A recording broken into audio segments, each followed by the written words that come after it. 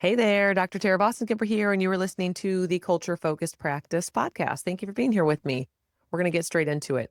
This episode is for all of my people who realize in those quiet moments that they are the problem. If this hasn't happened to you yet, it will. I say it will. It might. If you are a standard group practice owner, it's likely going to happen to you at some point. So let's say you've built systems, you've hired all the great people, and you have even implemented some sort of structure. In our case, it's EOS, but maybe in your case, it's something else.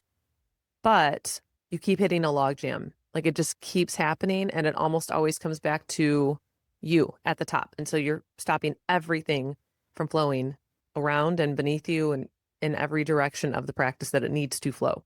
So today's Owner Room episode is all about the feelings associated with being a bottleneck, good and bad, and hopefully some insight, not only for myself, because as I talk through these riffs, I often find myself coming to realizations in real time, but also maybe for you. That would be the goal. Before I forget, and before we go further, make sure you subscribe to the podcast. In doing so, you are ensuring that like-minded people can also find and listen and hopefully enjoy the experience. There's 2 items on the agenda. This is not a listicle type podcast. These are not talking points. The agenda items are I'm going to do 5 questions today. That's one. And then the second piece is going through a scenario. So I will read a scenario. It's a really brief little snippet, and then I'll just talk through how I might handle that situation. All right. Again, when you are the bottleneck and you know it, welcome to the owner's room. Question number 1, how do you justify bottlenecking to yourself? For example, it's faster if I do it, they'll drop the ball. How do you justify bottlenecking to yourself? How do I justify that to myself? I think the justification for me comes from the weight of teaching somebody else how to do something. That's what it is. I know there are some things that I'm not good at, and honestly, some things that I don't want to do. So of course, that's a sweet spot. If you have something that you're not good at and you don't want to do, ideally, those are the things we offload right away. But there's some things that I'm not good at and I do want to do. Let's say there's a concept or like an idea that I have and I am in the process of trying to make sense of it. I'm like grappling with it. Okay, well, how would that fit? And who would do what? And how would we integrate it or implement it? And how would the current structure we have hold this smaller structure within, like where does it live? I'm sort of like going through a series of questions. And so that process, like the grappling process of like bringing something to life, it's really hard for me to not do that before I hand something off because I don't think, and I think this is actual. I don't think that I'm just saying this. And I think that maybe this is even unique to being a group practice owner and not even on leadership team or not one of the, providers or someone on the ops team, for example. There's such a unique set of responsibilities, like internal responsibilities that I have to the practice. And so if there's some like concept that I want to bring to life, part of bringing it to life is walking around the entire outside of it to make sense of all of the questions that I asked, like, well, okay, where would this live and who would do what and how would that change their role and how does that fit with culture? And, of course, there's like, let's say HR perspective. And then in the process of walking around this thing, when I can see it clearly, then I'm like, I'm good to be like, okay, cool. I'm absolutely a bottleneck there. And the justification then, as I'm talking, I'm realizing that justification is, I don't know if people are going to ask all of the questions that I couldn't even tell you what I ask. I just do it internally. And so it ends up being, this is actually ties into what I think I just said, that it's so much more labor to have to capture like the questions that I have about bringing a concept to life than it is just to do it. Because if you were to ask me, well, what are you thinking about? I would tell you like, I don't fucking know. Like, I don't have any idea. But if you gave me a concept, then I would just start like walking around it and sort of poking and prodding at it. But the practice of documenting what's happening in my head and like getting it down onto paper, I hate it. I hate it so much. It is just so much effort. And I feel like I never actually capture the essence of what I'm trying to do. So I feel like when I go to like put it down on paper, maybe I've got some of the questions right, but they're also weighted in my mind. Like you have, like take a test and you have weighted questions, for example, the question or weighted scores, I'm sorry. So depending on the concept, one question is going to be a heavier weight. There's going to be more importance assigned to it than another. I don't know in advance what that's going to be. I have to know what the thing is that I'm grappling with first. And then like the weightiness of the questions will organically show up. It just happens like, oh, okay, cool. So this is going to be most important, or this is going to be more important. This is literally, as I'm talking, I'm really, this is me justifying being a bottleneck, which is just really fucking funny and ridiculous. So yeah, I don't know if anybody else can do it in the same way that I can. And I also don't know how to teach that thing. That's not to say that I'm the only one that's good at everything. I don't want to come across as dismissing the value that other people bring to the table, because absolutely my leadership team each brings like very distinct strengths to the table. That's why they're on the leadership team. So in real time, you've just heard the justification for being a bottleneck. There you go. That's what happens. Man, that's helpful actually to know. You know what I might do is take it to Chat GPT. I might have it prompt me with the scenario, and then I will voice memo back all of the questions that come up for me. And then I will say to Chat, why am I asking these questions? Draw out the themes for me. Because if you can do that, I could pass that along to my leadership team. That would be a way of removing myself from the bottleneck. And also, I would have it do a couple scenarios. This is how I'd work through it. I would have it do a couple of scenarios, just vastly different scenarios, as different as possible, And then I would do the thing where I'm generating the questions, and I would talk out loud about, well, I would do this first for this reason. I would do blah, blah, blah. And then maybe it could generate, like I said, the themes and maybe the types of questions that I'm asking. And when one type of question is more important than another, for example. Yeah, that's actually what I'm going to do. I'm really happy that I'm talking about this right now, because I just realized I could rely on some of the tools I have around me to like write down, get it out of my head and onto paper. And then I could share that with my team, so then I can remove myself from being the bottleneck. Perfect. Okay, I'm going to keep going. I think I've answered that question enough by justifying myself being the bottleneck. Okay, question 2. Where do you fear things will fall apart if you loosen control? Man, I like this question. I don't know if I fear that they will fall apart in any specific place, but I heard or read recently something about there's a principle, I think, in physics where entities tend towards disorganization. And so I don't think there's a fear that things will fall apart in a certain area. There's a fear, and fear is a strong word, that this thing very well could start to come sort of undone at the edges. And that would be a slow unfolding of all of the structure and layering in and intentionality all the way to the middle of the organism, of the practice, which is an organism. So it's not any one specific area. It's just this sort of thought like, ooh, if we do stop paying attention to the practice, things will start to fray and unravel.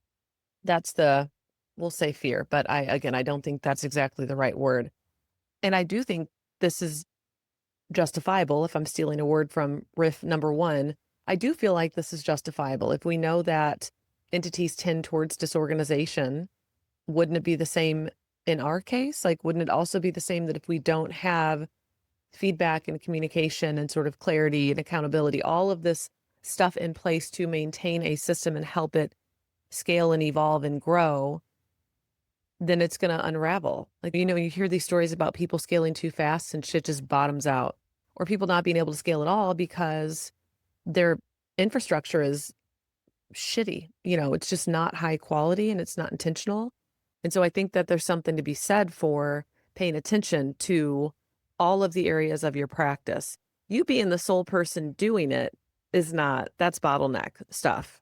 So if you are the only one who's sort of assessing the entire practice organism, you're going to slow yourself down. You're going to get in your own way. It's going to be too much at some point, and you're not going to be able to do anything else. You're just going to be straight up assessing all the time. So I think that there's a possibility of becoming a bottleneck if you think I'm the only one that can do this thing. But if you build in feedback to the structure, then you don't have to worry as much about things falling apart because you have every indication of when shit starts to go sideways based on the feedback that you have set up. Question number three. How do you tell the difference between high standards and micromanagement? Ooh, I like this question. I do have high standards, not probably in life in general, like with what other people do. I don't feel controlling of others, but if there's something directly connected to me, I know that I want it to look and feel a certain way. And so to me, micromanagement is going to be telling somebody exactly how to do the thing, period. I think a high standard, in contrast, would be me saying, hey, this is a project, needs to be done by this time. This is the look and feel that I want. This is what we needed to do. Having high standards and wanting something to be a certain way is not the same thing as every single step of the way I'm looking over someone's shoulder. So my marketing director, this is a great example, actually. I might tell her, this is a simple example too, but we need a flyer. We need a flyer for this thing. Like we need some, visuals. She'll say, okay. And so what goes on there? And I'll say, I don't know. I think something about if we're hiring, something about the location we're hiring for, the, licensure type. Here's a position description. So you can pull, what's important to us out of this, pull some stuff out of here. And then she left and she went off to work on this thing and she came back and showed me, here, I have 3 here. What do you think? And from there, and the first draft is never the final draft. From there, it's almost always where I say, okay, I like this. I don't like this. I can't tell you why. Maybe it's the color. This one's really text heavy. I think I want less text. And she'll say, okay. And then she leaves again. And then she comes back with another draft. And I'll say, you know what? I actually like this design better, but I like that amount of text better. And then could you do something like combining these? And then she'll leave again and go away. And then she'll come back and present something. She does not feel micromanaged in that process. She wants to make sure that the end product is what I want it to be, because the eyes of the practice, how it looks and how it comes across, that is mine to own. She will bring it to life for me. She's so great at it too. But she and I both know I want final eyes on the visual products. If every single step of the way I was sitting with her, where I said, hey, let's pull it up right now and we're going to start editing together. I want to watch you do this. And I'm going to tell you, yes, no, don't do that. Yes, do this. That's micromanagement. She doesn't need to be, she's a fucking designer. Like she doesn't need to be told what to do. She needs to get feedback on what she has developed and then she can take it and run with it. I think I have wrung all of the water out of this sponge of a question. So I'm going to keep going. Question number 4. What would it mean to stop being, quote, essential, end quote, to every outcome? I absolutely don't feel essential to every outcome. So I'm going to say that right off the bat. I don't feel essential to every outcome. If I was, I just feel like my body tighten up with tension. I would feel relieved. I would feel immense relief to not be essential to every single outcome. That's how I would feel. What would it mean? And this for me is a positive thing. It would mean that I was freed up to do other things. It would mean I would be able to spend time working on things that I wanted to develop for the group, working on ideas or concepts or future focused things or even culture oriented things in the moment, getting feedback from people about how things are going, whatever it might be, would mean I would have free space. I could spend time in the area and ways in which I wanted to spend time. I'll say, let me just place myself, pick myself up and place myself back 5 years ago or something, even 4 years ago, maybe. To not be essential to every outcome then would have been much scarier. And I think part of why that is because I didn't have the right people in place. So I was essential to every outcome, every final decision, every outcome. I didn't have an accountability chart. I didn't have clarity in the same way that I do now. And so if I went back then and I was asking myself this question, and you might be in that space, if you're listening, you might think, well, fuck, I am essential to every outcome. Take heart, because if you can clean up your accountability chart, if you can clarify roles and responsibilities, and then you get in the habit of practicing letting things go, I think that delegation, project delegation in particular, letting things go, it's a practice. It has to become a practice. It's not something that people who start their own business and evolve it and grow it, it's not something that comes naturally to us. And so it was having the right people. It was practicing delegation, practicing letting go of things, even voicing out loud. I would say to my team sometimes once I started to get the right people in place, I'm actively removing myself and it's really hard to do, but I'm not gonna say anything. I'm literally like, I'm removing myself. I just want to voice that it's difficult for me in this moment, but I'm still gonna do it because you can do this. And my feelings are about me and not reflective of you. What else would it mean to stop being essential to every outcome? I'm just realizing as I'm talking, I think it would mean that you have successfully built a group. You've done what you set out to do. Isn't that what this whole thing is about? It's crazy to even say that out loud because I'm realizing, holy fucking shit. Like, oh my God, my group is incredible. That's what it would mean for you. Then that means that's what it means for me, which is super cool. But it means that you have done what you set out to do, which is celebratory, celebratable. Is that a word? It should be if it's not. That is something to be celebrated. How about that? So kudos to you, my friend. Kudos to me also. Let's do question 5. Let's keep going. Question number 5. What part of your identity is wrapped up in being the problem solver? I love this question. Let's do short version answer. My nutshell answer is none, I think. Okay, hang on. Let's define problem solver. So if you're saying the one who literally fixes the problem, probably none. Minimal part of my identity. Sometimes I get the urge to scratch that itch. Like I just want to get something done. Sort of like that's where I turn into that dog with a bone piece. A lot of times this shows up when I'm doing something with like a dashboard or like a Google Sheet and I want to do something very specific and I can't figure out how to do it in the simplest way. So then I end up spending, 2 hours talking to ChatGPT or Googling, how would you do this? And going to YouTube videos and watching somebody do something. And then I try the formula and then it doesn't work. So then I go back and I watch again. And that aside, I'm more interested in understanding the problem. And I think from understanding comes an obvious answer or an obvious solution. Implementing the solution, I may or may not want any part of. Like if it's not related to my role, I'm probably not going to do it. If it's related to somebody else's role, then perfect. Like they have an answer in accordance with the actual, I think that's the right way of saying that, right? They have an answer related to the problem. And so they'll solve it, but they're not solving the thing that maybe came across their desk. They are digging into it to really understand the nuance and the actual problem before seeking to solve it. I think maybe another piece to this, like the part of my identity that's wrapped up in being the problem solver, I would say that there is a strong internal part of me that really likes to understand systems. I will vacillate between zooming out big and like getting super fine grained and then zooming out big and then zooming back into fine grain. Like I want to understand whatever system I'm a part of at every single level. I want it to make sense. I want to get it. I want to understand how all of the pieces of the system intersect and interact with one another.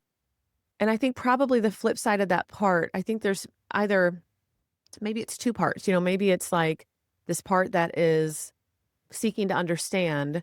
And then the yin to that yang is going to be the part of me that's just really curious. Like I'm curious about things. I want to understand as much as possible. Almost like I want to gorge myself on life. Like I want to live it to the fullest. I want to understand it as much as I can. I want to learn as much as I can.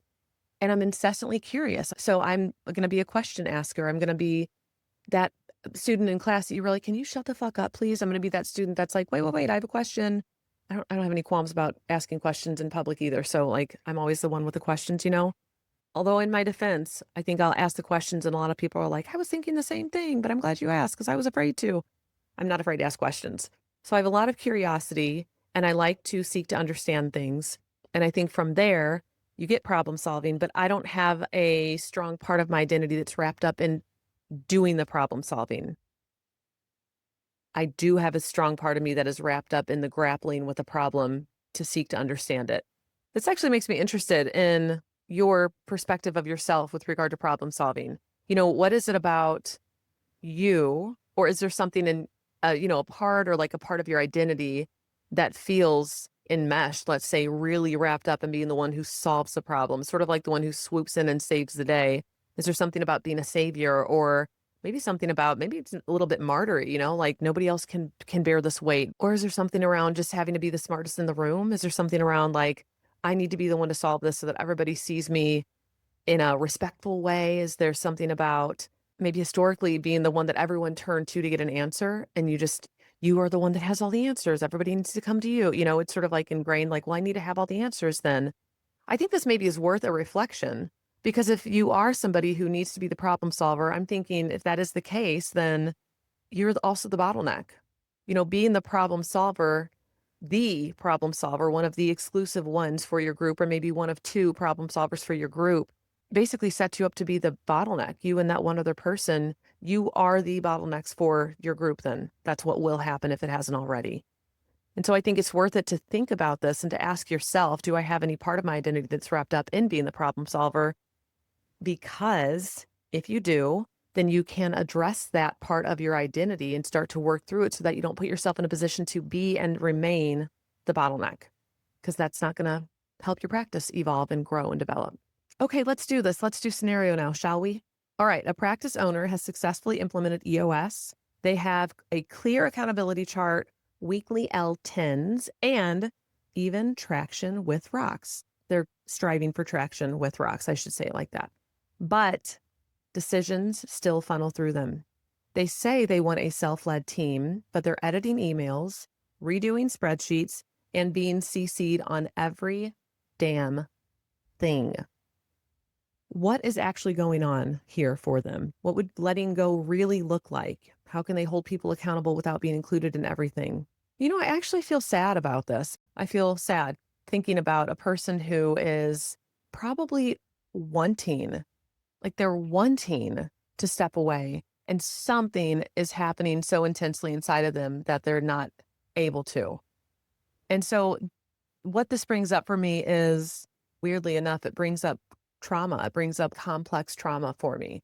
The idea that, somebody with a more secure style of attachment, let's say, is going to trust people around them. And if they have a little bit of skepticism after some exposures and healthy exchanges and, trust building experiences with the people around them, the skepticism might go away relatively quickly. We're like, oh no, this person has followed through. They're great. We have a good relationship. We've had some honest conversations and dialogue. And so I trust they're here. They're here with me. Got it. And then they can continue in that direction. If you have gone through, you grew up in emotionally immature households, neglectful parents, if you experience abandonment, if there's gaslighting as a child, children of alcoholics. I mean, there's just so many ways in which people can go through complex trauma or live it for a long time. So what is coming up for me is that, I would think that for somebody like this who has got all the systems in place and they've done all the right moves, and people are, let's say their team is performing well, and they still can't let go, that would indicate something much deeper. And I would say, from my perspective, that's a therapeutic need. You probably need to go talk to somebody about this. This is beyond your team. It's beyond the structure. This organism is relatively healthy and you still can't let go. Maybe you go do some therapy. Maybe you go do some neurofeedback. Maybe you go do some EMDR. Maybe you go do some somatic experiencing. Maybe you go whatever it is that you want to do. That's where therapy actually comes into play for me, where I think this person needs more than the structure and the system and the healthy people around them. So that's my first sort of thought about okay, what is actually going on? So another option is that this is just a person who has, let's say, higher than average levels of emotionality. Or we can say neuroticism. I don't know why people think neuroticism is, there's judgment about that word. I don't feel any judgment. I know I can be neurotic sometimes. I don't think anything's wrong with it. My point is, let's just say this person, maybe they're 2 standard deviations above the mean or something like that. So a little bit higher than average levels of neuroticism or emotionality. That could just be it. It could literally be, okay, so this person needs a little more in terms of repeated exposures of things going well in this area. I don't think there's anything wrong with that, my thought is just fucking voice it. If you're that person where you're like, no, it's not complex trauma. It's just really hard for me to let go. I get really, really anxious and I am high on neuroticism or, I am high on emotionality.